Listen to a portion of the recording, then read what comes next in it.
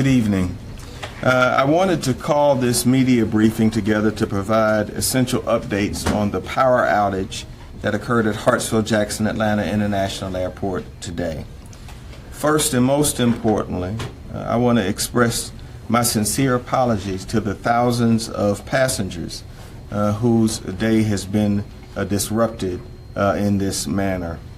We certainly understand that the outage has caused frustration and anger, and we are doing everything that we can to get folks back home right away.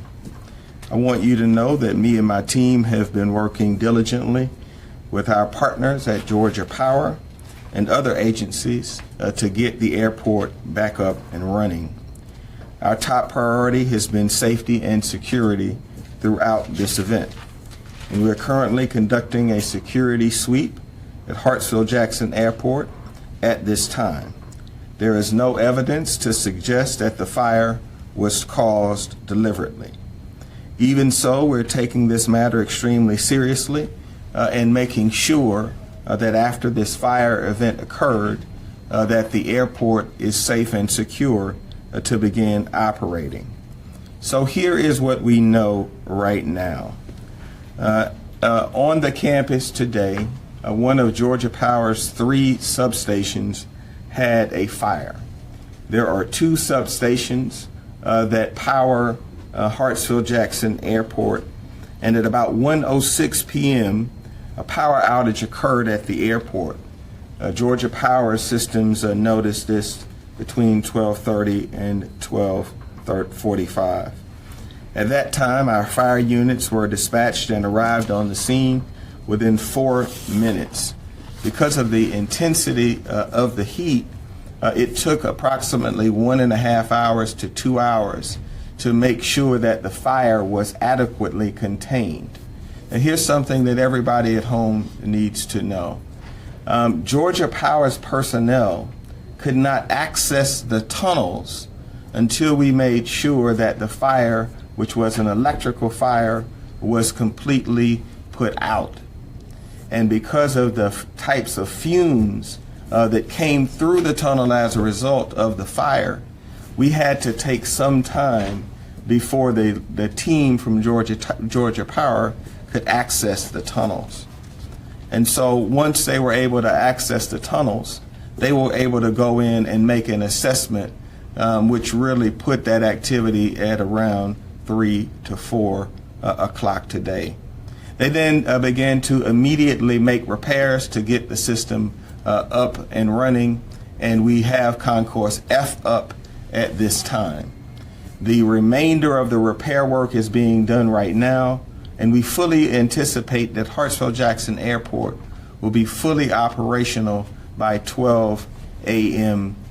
Tonight. I have Bentina Terry with me. She is the Senior Vice President for the Northwest Region for Georgia Power. I also have the leader of the airport, Roosevelt Council, who have joined me to discuss what is going on the campus. So right now we're just focusing on the comfort of our passengers, because we know that they have had a very, very long and difficult day. I just spoke with Dan Cathy, who owns the Chick-fil-A company, so we're mobilizing meals for the thousands of passengers who have been stranded. I also received a call from Governor Deal, who has sent 24 state troopers to help coordinate passenger traffic for those passengers who wanted to use MARTA to make it back home. The Clayton County Police Department has also mobilized a unit to help us manage the approximately 30,000 people who were impacted by this situation on our campus. The Federal Aviation Administration will retain normal staffing at the air traffic control tower so that once all of our systems are up and operational, we can get everyone back on their planes as quickly as possible.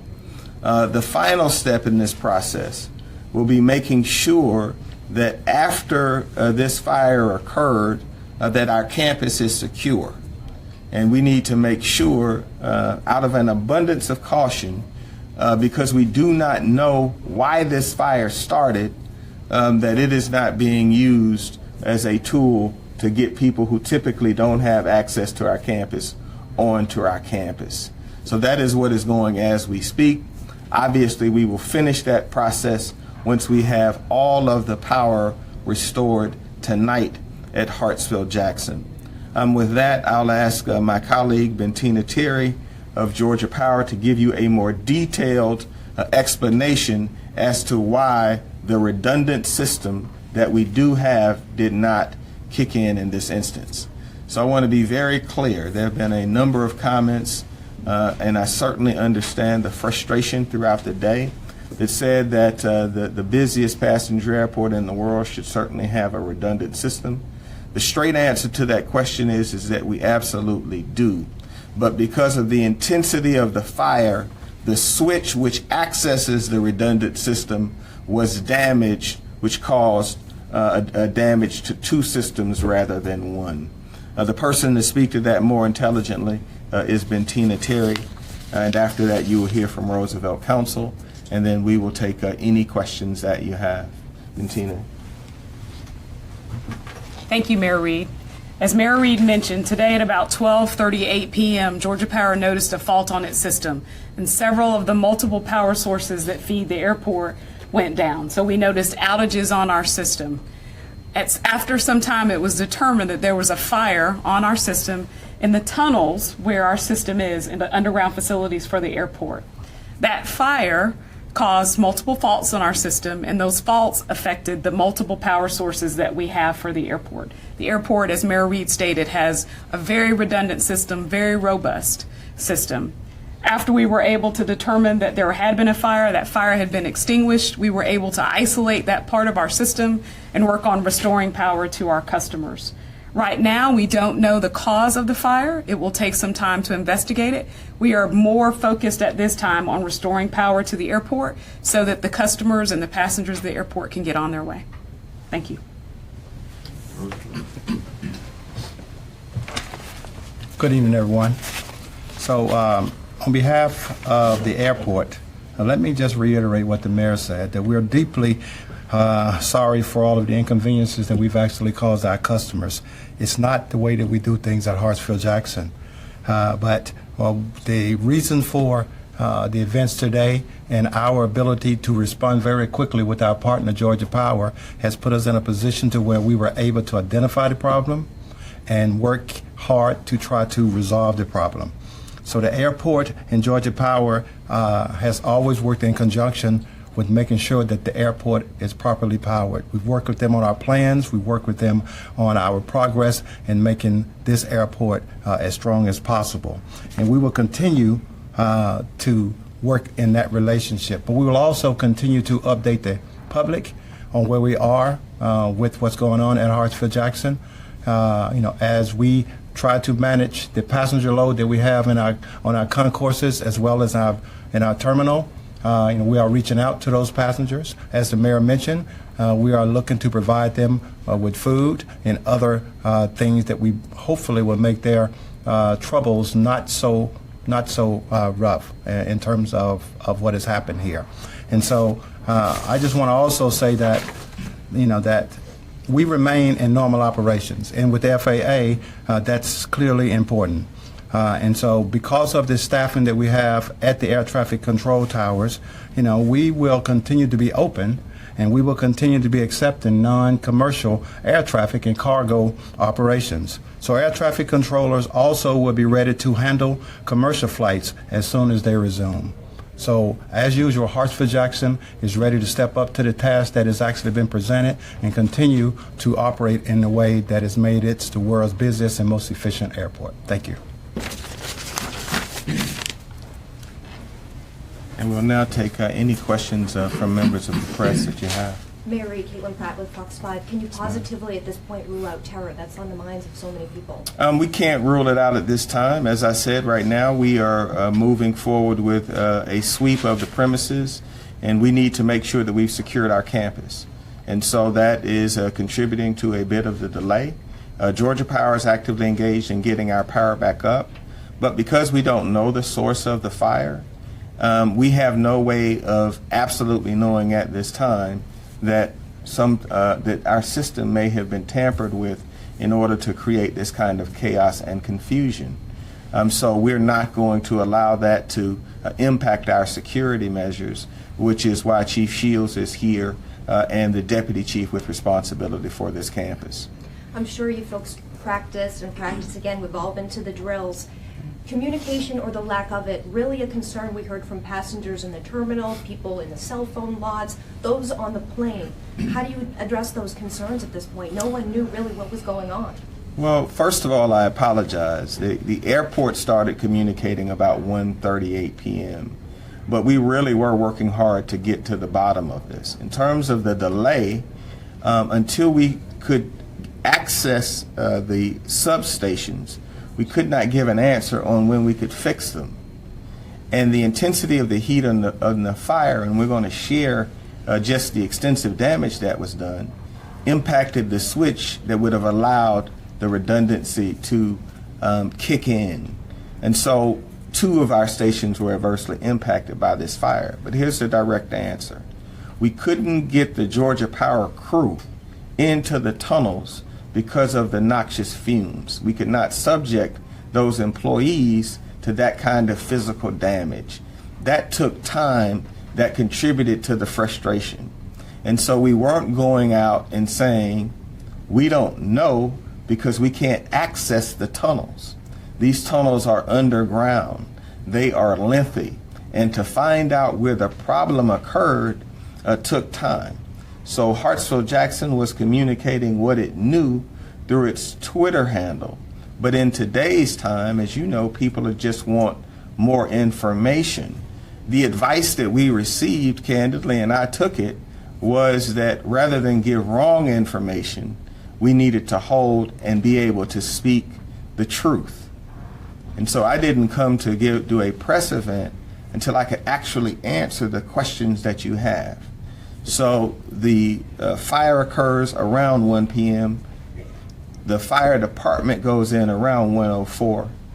It takes them about 2 hours to assess the situation, fight through the fumes and all of the rest. That puts you at about 3 o'clock. The situation then has to cool. We had to put fans and ventilate the area to make it safe for Georgia Power employees to access it. They then went in and accessed it and made an assessment, and as soon as the fire scene cooled, they immediately got to work. We then got F up and running. And so the decision that we had to make was whether we were going to try to unload 30,000 people out of Hartsfield-Jackson once we had some sense that we would have the airport open by midnight. So what we did was to respond to the passengers who wanted to leave right away on MARTA.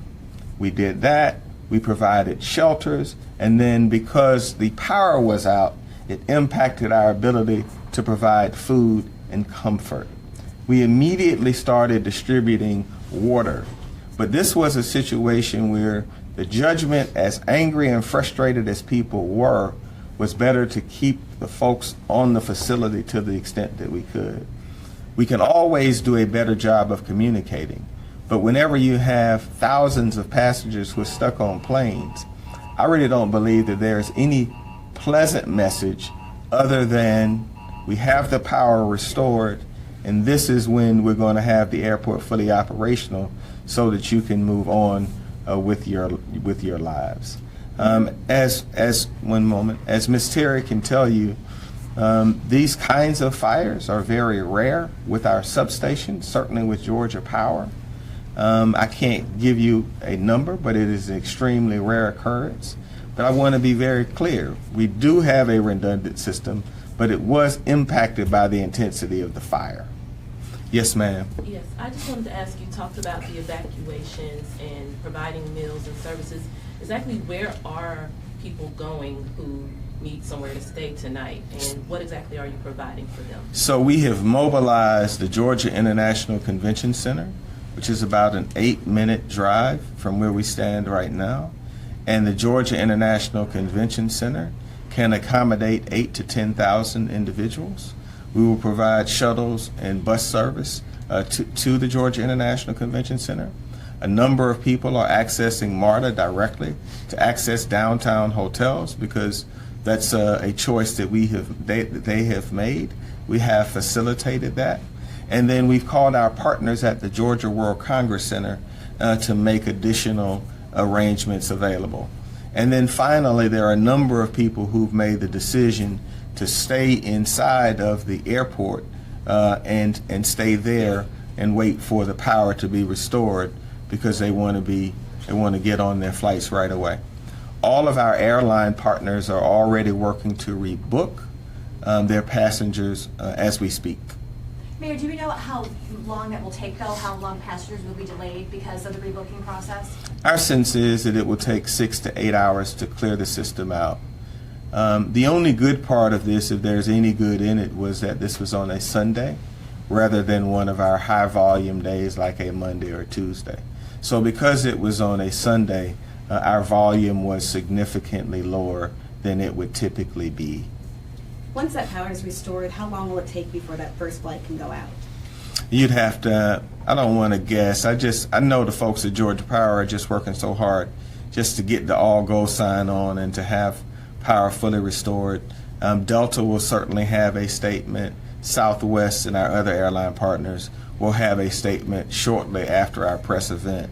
What we all decided was it was important for me to explain in detail how we got where we are, but to be able to give you an answer on the road forward. So just let me be clear. Between 1 and 4 p.m. today, there really was no accurate information to provide you. You had very courageous fire women and men that went into tunnels to secure, put out the fire. That took 2 hours. We then had to place ventilators in that system so we could send Georgia Power personnel in. And then it took about 2 hours to go through a system that is massive, identify the problem, get to work fixing it right away. Then you saw F go up, and we're confident that by midnight 12 is going to go up. The entire campus will be back on. Mayor, we had been hearing reports of looting in the terminals. Maybe this is a question for Chief Shields. Is there any truth to that? That is not true. I can answer that question. We have not had looting inside of Hartsville-Jackson Airport at all. The real call was whether you wanted to clear out the entire airport, and if we had cleared out the entire airport, by the time that had gotten done, the power was going to be up. So what we were waiting to hear from our experts at Georgia Power was how long it was going to take. They couldn't tell us how long it was going to take in tunnels that were consumed with poisonous fumes. Were there any emergencies during this time? It was a lengthy period on the plane, on the plane train, in the terminals. If so, how were those emergencies addressed in the dark? So here's what we know. At this time, at the time of this press event, we have not had any emergencies or medical events that have occurred today that we are aware of or have been notified within 5 minutes of me walking out to address you. But what we wanted to do today was we did not want to come before you until we had real answers and that we could really have the conversation go wherever you all wanted to take it. So I come out this evening prepared to talk about everything but how the fire occurred. We do not know how the fire started. I guess the question needs to be asked, should there be a backup to the backup? You know what? The good thing is that we're going to have that conversation as soon as Georgia Power conducts its investigation and finds out how the fire started. But I just spoke with Paul Bowers on the phone. Bettina has been by our side all day. The bottom line was you had a choice. Do you want to know how the fire started or do you want to get the power back on? So we made the decision today to focus our resources on solving the problem and getting folks home, and we can all sit around and talk about how the fire started at another time, and it's certainly going to be an open and transparent investigation, and the results are going to be made known. But thank you all so much for coming out on a Sunday. Once again, I just want to re-emphasize how deeply sorry I am for the inconvenience that was caused to thousands of passengers today. And I want to thank the women and men of the Atlanta Fire and Rescue Department for doing an outstanding job responding within minutes. And I want to thank all of the people from Georgia Power who are down there working right now in tunnels under this airport to get our airport up and running and to get people back home with their families and loved ones. Thank you. Thank you.